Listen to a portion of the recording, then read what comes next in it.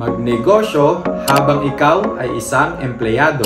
Sa iyong pagtatrabaho sa ibang bansa sa loob ng ilang taon, malamang ay naranasan mo na kung hindi sakto lang ang iyong sinasahod, ay madalas kulang pa ang iyong perang natatanggap kada buwan. Sa mga nakaraang vlog natin, ay nabanggit natin kung ano-ano ba ang mga dahilan kung bakit laging kinakapos ang isang OFW. Na kahit anong sipag at kayod mo, ay tila napakahirap pa rin makapag-ipon. Dahil sa tuwing may sobra sa budget mo, ay agad-agad ka namang nakakapag-isip ng pwede mong pagkagastusan. Dahil hindi ka sanay magkaroon ng sobrang pera, para bang kating-kati ang mga palad mong gastusin agad ang pera na yan dahil minsan mo lang yan maranasan sa buhay. Nagkaroon ka bigla ng karagdagang pagkakagastusan ng pera mo na hindi naman kasali sa monthly budget mo. Yang extra money mo na yan ay maaaring mapunta lamang sa pagbili mo ng mga gamit para sa sarili mo, gaya ng bagong sapatos kahit marami ka pa naman,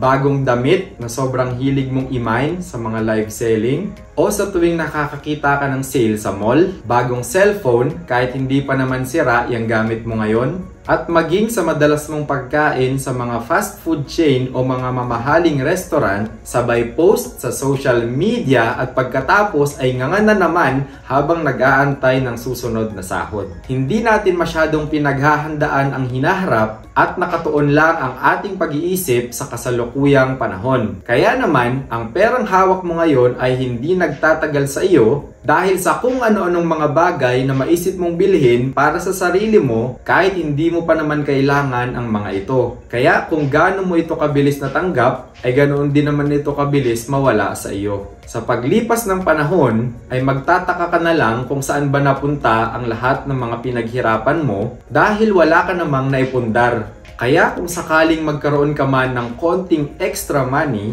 ang pinakamagandang gawin mo dyan ay itabi mo muna ito at ipanalangin sa Diyos kung ano ba ang dapat mong gawin upang ito ay palaguin pa.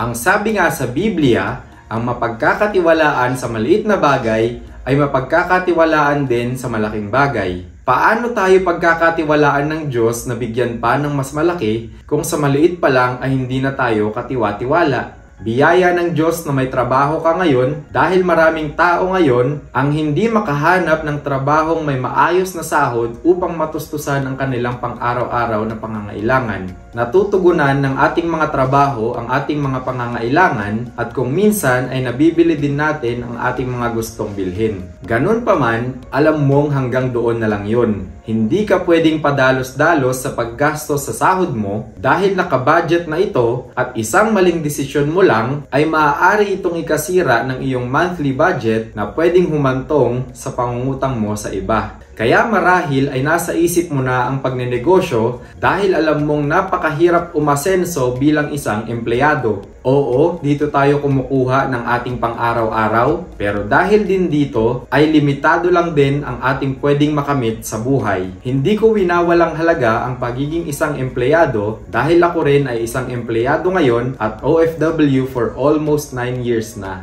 Kung kaya't alam kong hindi ganun kadaling umasenso sa pagiging isang empleyado. Kaya naman, lahat ng binabahagi ko rito at sa mga naunang vlog ay base sa aking karanasan na maaaring nararanasan mo rin bilang isang OFW o breadwinner ng pamilya. Gusto mong magnegosyo pero hindi mo alam kung paano mo ito sisimulan.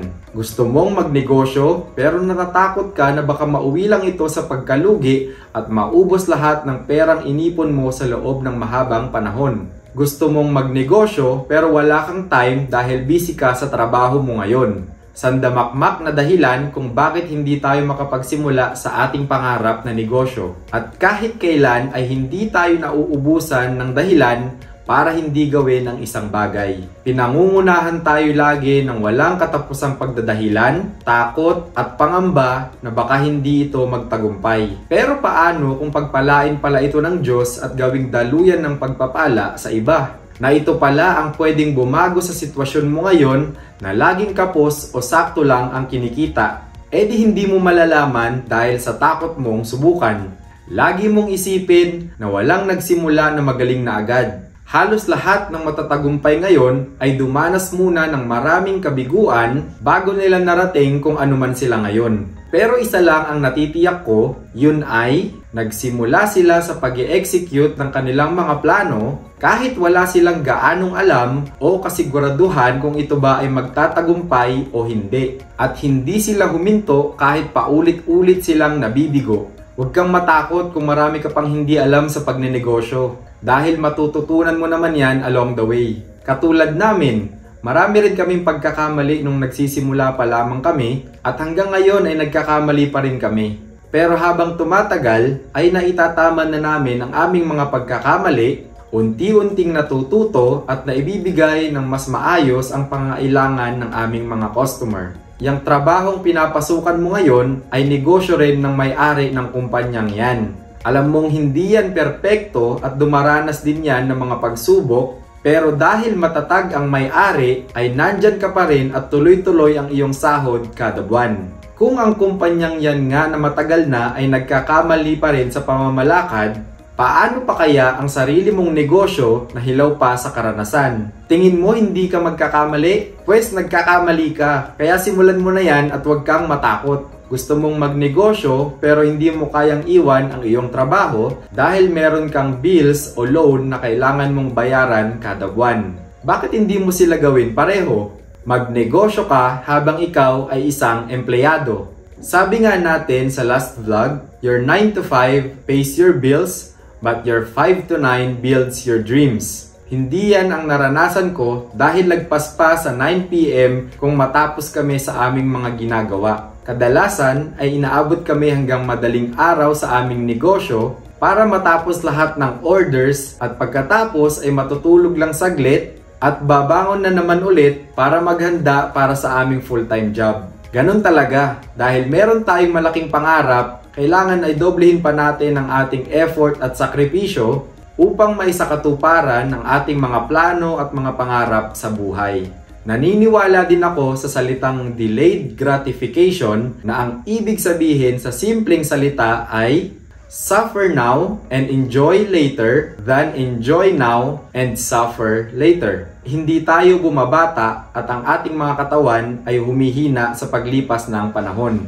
Nung ikaw ay nag-aaral pa, gusto mo laging maglaro pagka-uwi mo ng bahay galing sa eskwelahan. Napaka-energetic mo at ayaw na ayaw mong pinagbabawalan ka ng iyong mga magulang sa iyong paglalaro. Gusto mo laging nasa labas ka kasama ang iyong mga kaibigan kahit abutin pa kayo ng 10 oras ng gabi o hanggang madaling araw. Subalit ngayon na nagtatrabaho ka na, ay gusto mo na lamang humiga at magpahinga sa tuwing ikaw ay uuwi ng bahay. Maging sa tuwing day off mo o sa mga national holiday, ay mas gugustuhin mo na lamang mag-stay sa loob ng bahay at mag-relax dahil alam mong magtatrabaho ka na naman kinabukasan. Habang tayo ay nagkakaedad, ay humihina rin ang ating katawan at nagbabago ang ating routine sa buhay.